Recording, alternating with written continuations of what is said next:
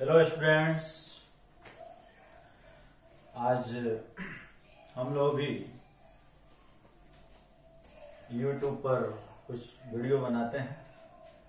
आप लोग कोरोना की वजह से घर पर बैठे हुए हैं, पढ़ाई लिखाई आप लोगों का ठीक नहीं चल रहा है। वैसे तो आप लोगों की मस्ती हो गई होगी, लेकिन इस मस्ती में कुछ सीख लिया जाए, कुछ पढ़ लिया जाए तो बहुत अच्छा होगा। कहते हैं कि इंसान जो है सदियों से सीखते आ रहा है। बहुत सारी विकट परिस्थितियां मानवता पर आई, लेकिन मनुष्य जो है अपने इच्छा शक्ति के दम पर, अपने भावनाओं पर काबू करके इच्छा शक्ति के दम पर ही काम किया, वर्क किया और सफलता पाई। तो आप लोगों का ज्यादा समय न लेते हुए हम इतना तो जरूर कहेंगे, जैसे क्लास में भी कहते रहते हैं कि कर्म ही पूजा है, कर्म ही धर्म है। तो आइए हम लोग कुछ कर्म करते हैं, अच्छा कर्म करते हैं, सुकर्म करते हैं, बढ़िया कर्म करते हैं। पढ़ाई से बढ़िया कोई कर्म नहीं हो सकता, तो हम लोग करते हैं। आज हम आप लोगों को एक ऐसा टॉपिक पढ़ाने जा रहे हैं जो काफी इम्पोर्टेंट है। अच्छा, इस टॉपिक को शुरू करने से पहले मैं आप लोगों को कुछ बता देते हैं कि इस टॉपिक का नाम है पी ब्लॉक। इस टॉपिक का नाम है पी ब्लॉक। हम लोग पी ब्लॉक शुरू करने जा रहे हैं। अब पी ब्लॉक शुरू करने के पीछे मेरी क्या मानसिकता हो सकती है? तो इसके पीछे एक मेरा तर्क यह है कि यह केमिकल बॉन्डिंग पर बेस्ड है, और आप लोग केमिकल बॉन्डिंग बहुत अच्छे तरीके से पढ़े हैं। अब इस लॉकडाउन में जब हम आपके पास नहीं है, आप हमारे पास नहीं है, तो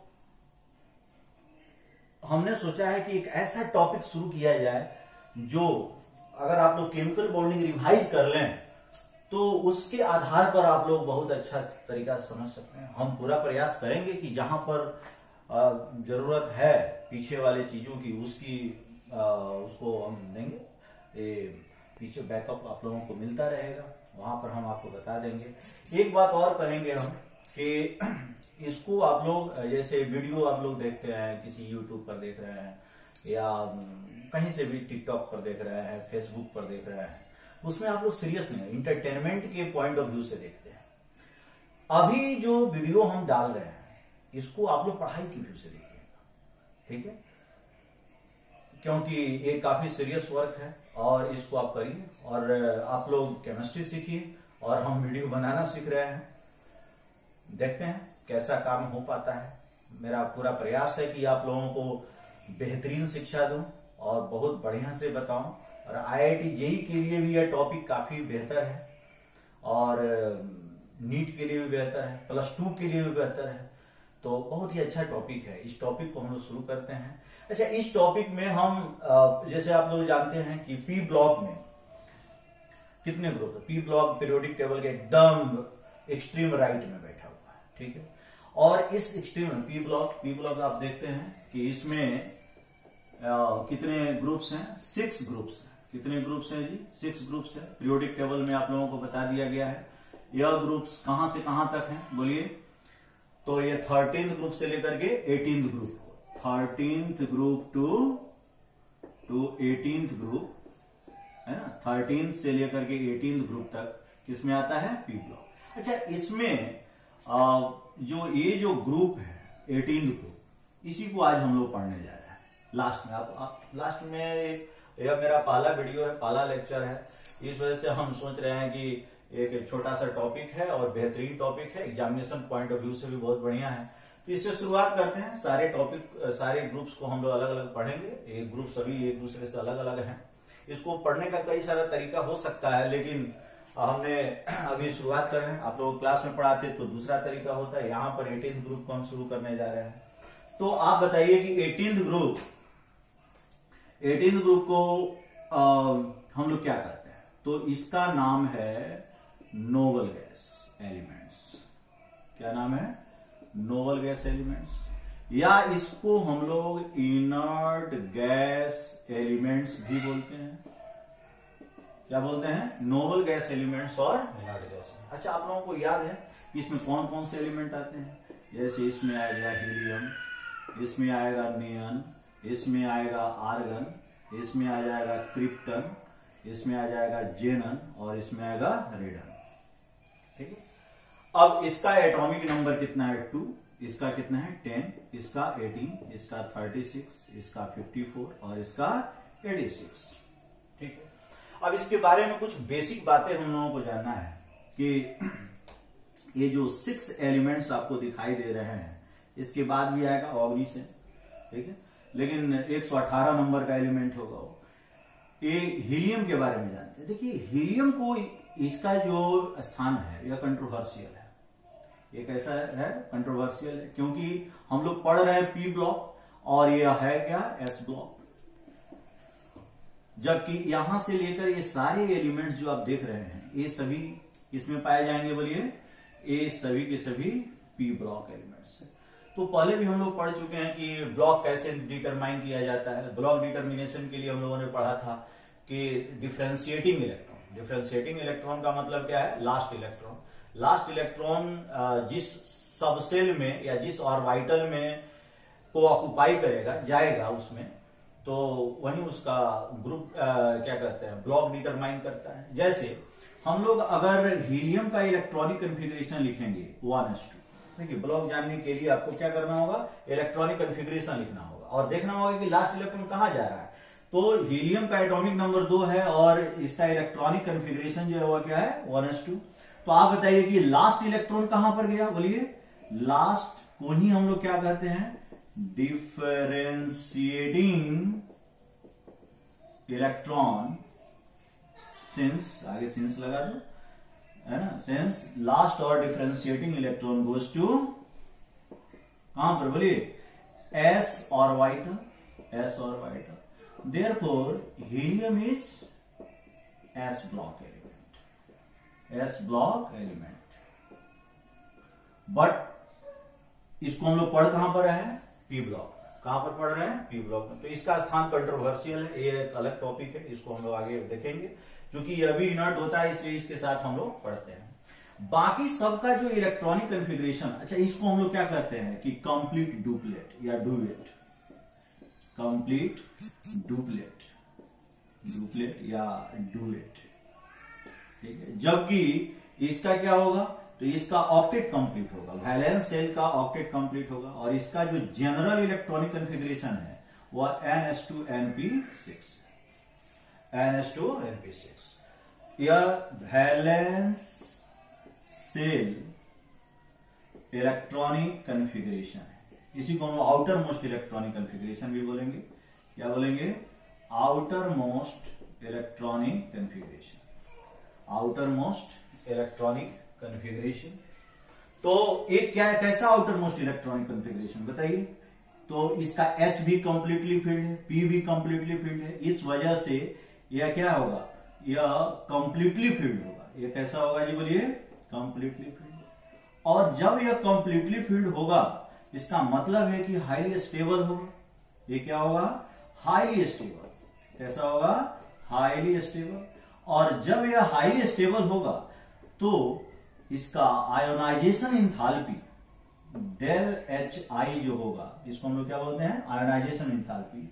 यह काफी ज्यादा होगा क्योंकि यह इलेक्ट्रॉन को लॉस करना चाहेगा नहीं। ठीक है, और ना तो यह इलेक्ट्रॉन भी नहीं लेना चाहेगा। देखिए डेल HEG जो होगा इलेक्ट्रॉन गेन इंथैल्पी, यह भी इसका पॉजिटिव होता है। मतलब यह ना तो इलेक्ट्रॉन को लॉस करना चाहता है और ना ही इलेक्ट्रॉन को गेन करना चाहता है। ठीक है, तो इलेक्ट्रॉन निकालने में भी दिक्कत है और इलेक्ट्रॉन को ऐड करने में भी दिक्कत है। ठीक है, मतलब क्या है? यह एक रिलक्टेंसी को शो करता है कि नहीं भाई, हमको इलेक्ट्रॉन नहीं चाहिए, ना हमको इलेक्ट्रॉन चाहिए, ना हमको इलेक्ट्रॉन देना है, ना तो वह लेता है और ना ही देता है। तो जब ये दोनों काम नहीं करेगा तो बॉन्ड बनाएगा कैसे? ना तो ये कटायन बनाता है, ना यह एनायन बनाता है। तो देखना है कि इनका आयनाइजेशन इंथैल्पी हाई होता है। फिर से हम लोग इसको डिस्कस भी करेंगे। और डेल HEG क्या होता है? पॉजिटिव होता है। मोस्ट ऑफ द एलिमेंट का जो फर्स्ट इलेक्ट्रॉन गेन इंथैल्पी होता है वह निगेटिव होता है, जबकि इनका क्या होता है? पॉजिटिव होता है। फिर हम लोग उस टॉपिक पर आएंगे। इसलिए जनरली इनको इन दो वजहों से क्या कहा जाएगा कि यह show reluctancy to for reaction, so reluctancy है ना, रिलैक्टेंसी फॉर रिएक्शन, और ये रिएक्शन करना चाहता नहीं है, बिल्कुल रिएक्शन करना नहीं चाहता है। तो शुरुआत में लोगों को लगा कि अगर यह रिलैक्टेंसी को शो कर रहा है, रिएक्शन करना नहीं चाहता है, प्लेटिनम और गोल्ड के जैसा, सिमिलर टू प्लेटिनम और गोल्ड, सिमिलर टू प्लेटिनम और क्या बोलो गोल्ड, ये भी हम लोग पढ़े हैं कि ऐसे मेटल्स हैं जो रिएक्शन नहीं करते हैं, इसी वजह से तो महंगे हैं, ठीक है। तो ये रिलैक्टेंट, तो इसको नाम दे दिया गया क्या, इनर्ट है। इनर्ट का मतलब क्या है, अनरिएक्टिव है। इनर्ट का मतलब क्या है जी बोलो, इनरिएक्टिव है, इनर्ट है, अनरिएक्टिव है, नोवल है, मतलब यह रिएक्शन करना चाहता नहीं है, बिल्कुल नहीं चाहता है, ठीक है। आप लोग एक काम कीजिएगा, साथ साथ नोटबुक लीजिए, कॉपी लीजिए, पेन लीजिए और इन सारी चीजों को नोट कीजिए, क्योंकि नोट अगर आप आपका एक प्रॉपर नोट बन जाएगा जिसको आप घर पर बार बार पढ़िएगा, वैसे ही आप आगे पीछे कर करके इसको देख सकते हैं, फॉरवर्ड बैकवर्ड करके। तो क्या आप लोगों को ये सारी बातें समझ में आ गई? मैं आशा करता हूं अगर आप लोग सामने होते तो इसको बताते कि आप लोग कितना समझे हैं। वैसे काफी फंडामेंटल बातें हमने बताई हैं अभी तक, ठीक है। अब यहां पर एक और बात आप जान लीजिए कि इन सब में ये जो रेडन है, रेडन इज रेडियो एक्टिव। रेडन कैसा होता है जो बताओ, यह रेडियो एक्टिव एलिमेंट है। कैसा एलिमेंट है, रेडियो एक्टिव एलिमेंट। अच्छा, रेडियो एक्टिव एलिमेंट किसे कहते हैं, जो डिसइंटीग्रेट कर जाए, जो क्या कर जाए, डिसइंटीग्रेट कर जाए, जो टूट जाता है। और इसका जानते हो टी हाफ काफी कम होता है जी, 3.82 डेज, लगभग 4 दिन में यह आधा हो जाता है। अगर आप 100 ग्राम इसका लेते हैं तो 50 ग्राम होने में 4 दिन लगेगा, 8 दिन में यह 25 ग्राम हो जाएगा। तो इस तरह से इसके टी हाफ काफी कम है, इसीलिए इसके बारे में स्टडी भी कम ही किया। अच्छा, एक बात और आपको हम बता दें कि यह रेडॉन जो है रेडियम से निकलता है। किससे जी, रेडियम से। रेडियम डिसइंटीग्रेट होकर के रेडॉन देता है, साथ में हीलियम देगा। अब आपको ये जानना चाहिए कि रेडियम का क्या होता है, 88। क्या होता है जी बोलो, 88। और एटॉमिक मास क्या है जी बोलो, 226। Atomic number 88, atomic mass 226 AMU। अब ये जैसे ही हीलियम देता है तो तुम जानते हो कि हीलियम का एटॉमिक नंबर कितना होता है, 2 निकल गया। तो 88 में से 2 चला गया तो ये क्या हो जाएगा, 86। और इसका मास कितना हो जाएगा जी बोलो, 4। तो इसमें से 4 को माइनस कर लो, याद हो गया। तो यहां पर यह 222। तो रेडियम से रेडियम डिसइंटीग्रेट करके क्या बन जाता है, रेडॉन। रेडियम डिसइंटीग्रेट करके क्या बन गया, रेडॉन। और इसका टी हाफ भी हम लोग जान गए कि इसका टी हाफ कितना पाया जाएगा जी बोलो, कितना होता है, 3.82 डेज। 3 याद रखो, 3.82 डेज होगा। अच्छा, इसमें एक बात और कि रेडॉन को छोड़ करके सारे के सारे एलिमेंट्स, ये सभी के सभी एलिमेंट्स जो हैं वह किसमें पाए जाएंगे, all inert gases, all inert gases are found in atmosphere in trace amount। अच्छा, इसमें भी आर्गन जो होता है वह क्या होता है, सबसे यह मोस्ट एबुंडेंट है। ये क्या है जी बोलो, मोस्ट एबुंडेंट है, मोस्ट एबुंडेंट है। तो ये मोस्ट एबुंडेंट हो गया। और तुमको हम बता दें कि बाई वॉल्यूम परसेंट इसका क्या है ना, तो ये लगभग 1% बाई वॉल्यूम पाया जाता है एटमॉस्फेयर में। तुमको मालूम है कि 78% क्या होता है, नाइट्रोजन होता है, और 21% जो है वह ऑक्सीजन होता है बाई वॉल्यूम। और इसके साथ साथ में ये 1% बाई वॉल्यूम कौन पाया जाता है बोलो, ये सब मिलकर के, और उसमें सबसे ज्यादा आर्गन पाया जाता है। एक बात और कि रेडॉन जो है वो एटमॉस्फेयर में नहीं पाया जाता है ना? तो इंट्रेसेस बट रेडॉन एक्सेप्ट रेडॉन, यहां पर हम लिख देते हैं एक्सेप्ट रेडॉन। अब ये क्वेश्चन भी, जीके का भी क्वेश्चन हो सकता है कि कौन ऐसा नोबल गैस है जो एटमॉस्फेयर में नहीं पाया जाता है, तो आप क्या आंसर दोगे, रेडॉन। कौन होगा, रेडॉन होगा, ठीक है। तो आप लोग इसको पॉज करके नोट कर लो और फिर हम आगे बढ़ते हैं, हम इसको मिटाते हैं। तो ये आप तो जान गए, सबका एटॉमिक नंबर याद हो जाना चाहिए, काहे कि इनर्ट गैस वाइज जब इलेक्ट्रॉनिक कॉन्फ़िगरेशन लिखते हैं हम लोग तो उसमें ये सब बहुत जरूरी होता है। हीलियम, नियन, आर्गन, क्रिप्टन, जेनन और रेडन। हीलियम का एटॉमिक नंबर 2, नियन का 10, आर्गन का 18, क्रिप्टन का 36, जेनन का 54 और रेडन का 86 होता है। ठीक है, तो फिर हम आगे बढ़ते हैं।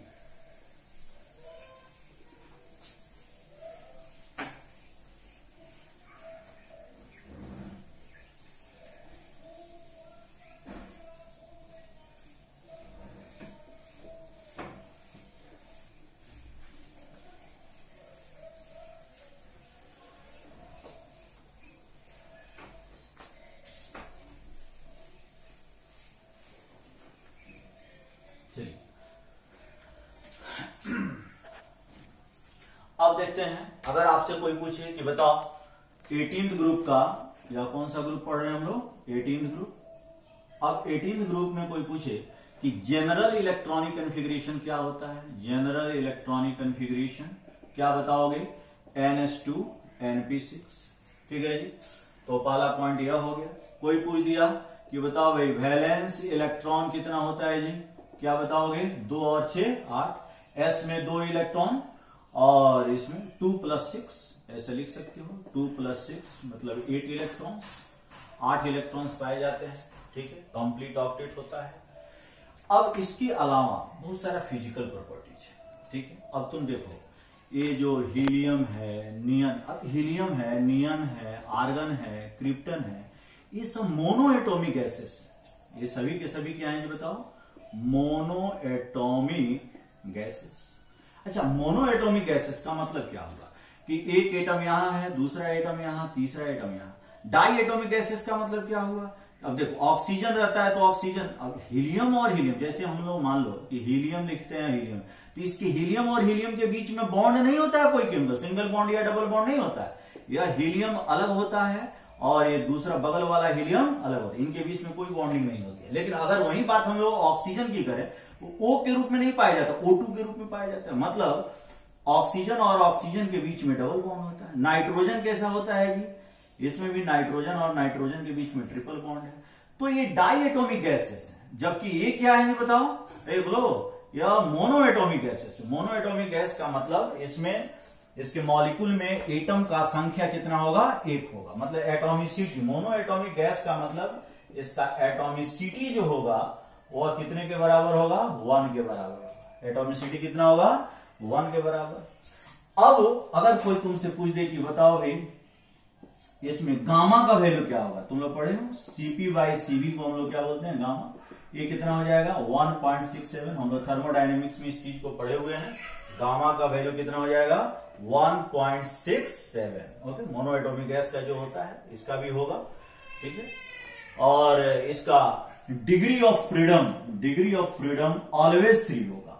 क्या होगा जी बोलो, 3 ऑलवेज, हमेशा और हमेशा यह 3 होगा, है ना, ऑलवेज। और क्यों ऑलवेज होगा, क्योंकि इसमें जो भी होगा वह ट्रांसलेशनल डिग्री ऑफ फ्रीडम होगा। जो भी होगा वह कौन सा होगा जी बोलो, ट्रांसलेशनल डिग्री ऑफ फ्रीडम। और डज नॉट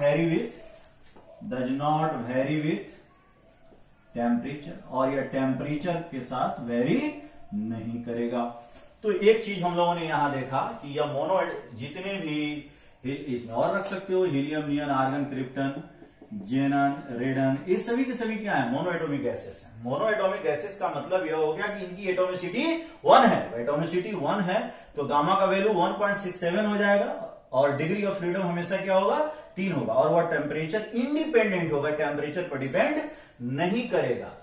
अब हम लोग इसमें देखते हैं। अच्छा, एक बात देखो कि यह मोनो एटॉमिक गैस है, यह पोलर होगा कि नॉन पोलर होगा। अब तुमसे कोई पूछे कि ये गैसेस जो हैं, इनर्ट गैसेस, पोलर होते हैं कि नॉन पोलर होते हैं, तो inert gases are non polar gases. ये कैसे गैस है जी बोलो, नॉन पोलर गैसेस है।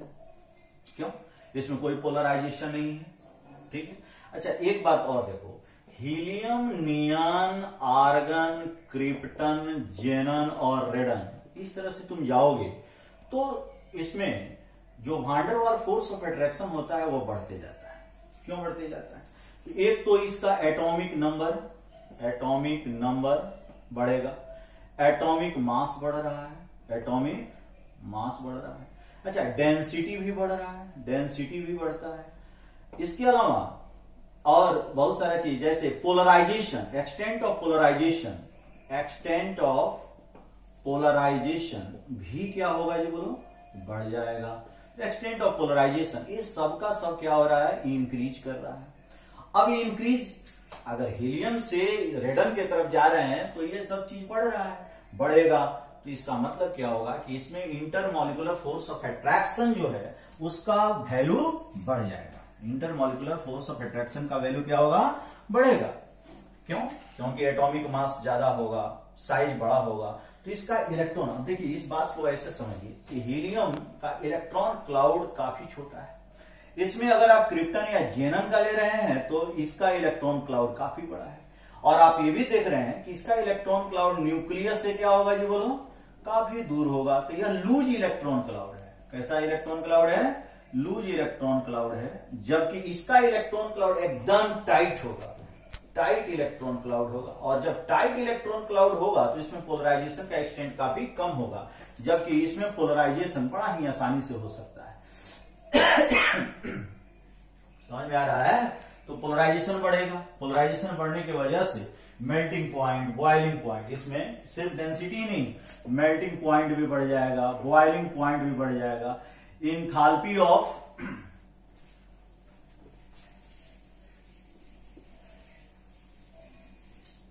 देखिए, enthalpy of atomization, enthalpy of atomisation बढ़ जाएगा, ठीक है।